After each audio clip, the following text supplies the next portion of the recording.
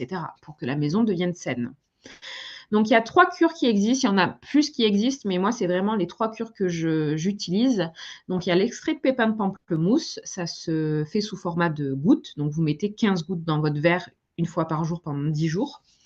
Vous avez le charbon actif végétal qui est, moi, la cure que je préfère parce que le charbon actif végétal a un effet qu'on appelle chélateur. C'est-à-dire que le charbon actif va venir se mettre autour de la mauvaise bactérie et va venir l'expulser en dehors du corps. Alors que vous avez la cure de chlorophylle magnésienne, qui est aussi très utilisée par les naturopathes, qui a une très bonne réputation et qui est très intéressante également, qui va venir faire tuer les bactéries à l'intérieur de l'intestin. Sauf que quand la bactérie, elle meurt, il se passe quelque chose, c'est qu'elle va libérer un gaz qui va être toxique. Et donc, du coup, on va se retrouver avec on a ce qu'on appelle le symptôme die-off. Donc, c'est une explosion des symptômes. Donc, tout d'un coup, on va avoir encore plus de gaz, encore plus de maux de ventre. Ça va être très compliqué à gérer. Ça va être très inconfortable pendant quelques jours. C'est pour ça que moi, je préfère le charbon actif végétal parce que avec cet effet chélateur, donc vraiment ce côté où il va se mettre autour des bactéries et va pas les faire mourir dans l'intestin, mais va juste venir les sortir en fait, je trouve ça plus intéressant. En troisième étape, on va venir réparer et régénérer la muqueuse intestinale. Donc, comme je vous ai dit dans cette maison, là, on va venir combler les trous, mettre un peu de mastic, mettre un peu de fenêtres là où il manque des fenêtres, refaire de l'isolation, refaire de la peinture.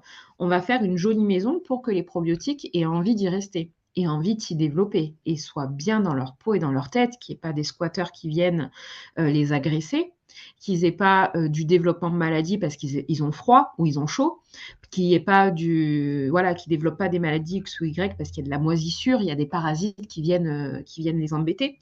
Donc ça, c'est quelque chose que je vois très peu dans la recommandation populaire, le fait de régénérer la muqueuse intestinale.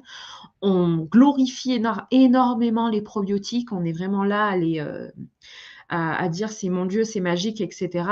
Mais prendre des probiotiques alors que la paroi intestinale n'est pas réparée, c'est concrètement prendre ces probiotiques-là, ils vont directement aux chiottes. Et je trouve ça, c'est complètement marketing. Donc, c'est-à-dire que pendant que vous allez faire votre cure, peut-être que vous allez vous sentir mieux.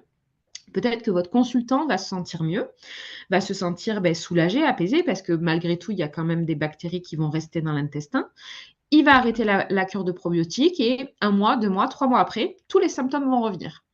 Parce qu'on n'a pas travaillé la maison des bactéries, on n'a pas travaillé les fondations des bactéries, et donc du coup, on n'est pas allé à la cause de la problématique. Donc, pour renforcer cette barrière intestinale, il faut faire une cure de 3 mois. Minimum. Pour moi, j'ai rarement vu quelqu'un réparer sa paroi intestinale en 1 mois. Ça n'existe pas. C'est très long parce que le fait de blesser sa paroi intestinale, c'est quelque chose qui met des années.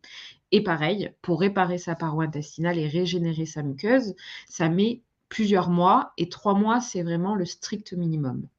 Il y a plusieurs études scientifiques qui disent que généralement, pour réparer sa paroi intestinale, on compte plutôt 2 ans. Et pour étayer mon propos, je vais vous parler donc d'un cas que j'ai eu en cabinet, donc un malade de Crohn, donc qui un jour a eu le diagnostic et est venu me voir. Donc voilà, m'a dit j'ai la maladie de Crohn, ça me cause énormément de crises, de problématiques au quotidien, je suis pas bien, je digère rien, je peux plus rien manger, etc. On a fait un travail de 4 ans. Donc à base de cure, réparation de muqueuse intestinale quasiment en très long terme. On a vraiment fait un travail un peu en longueur à ce niveau-là.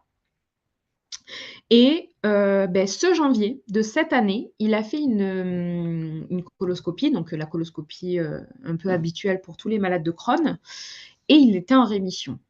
Pourquoi il s'est placé en rémission? Parce que il y a eu vraiment un long moment avant de réussir à réparer et régénérer une muqueuse intestinale. Alors dans son cas, il y avait une maladie auto-immune, la maladie de Crohn, donc ça a mis 4 ans.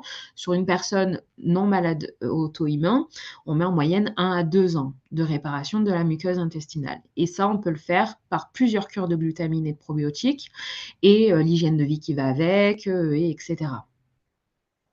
Donc au niveau des cures qu'on va pouvoir mettre en place, donc l'idéal, c'est d'utiliser de la L-glutamine. Donc la L-glutamine, c'est un acide aminé qui est contenu dans notre alimentation, sauf que notre alimentation étant, vraiment dénaturée au fil du temps, on a de moins en moins de glutamine dans notre base alimentaire.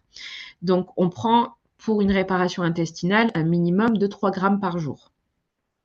On a également la citrulline et la lactoferrine qui peuvent être indiquées.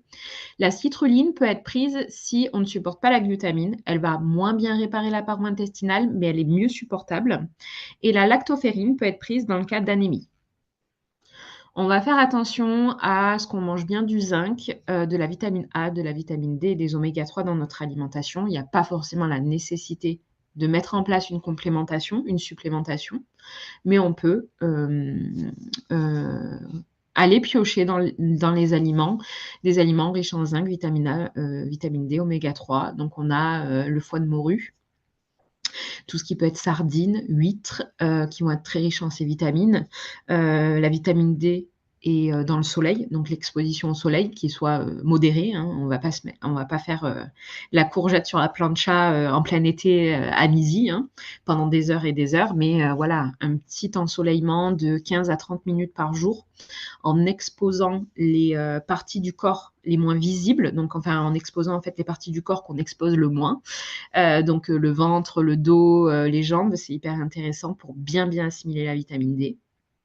On peut également utiliser des plantes réparatrices et apaisantes. Donc le gel d'aloe vera va venir aussi aider la glutamine à réparer la paroi intestinale. On peut le prendre en même temps, mais parfois ça fait un gros budget pour nos consultants. Donc je préfère mettre la glutamine en priorité parce que le gel d'aloe vera, c'est 20-30 balles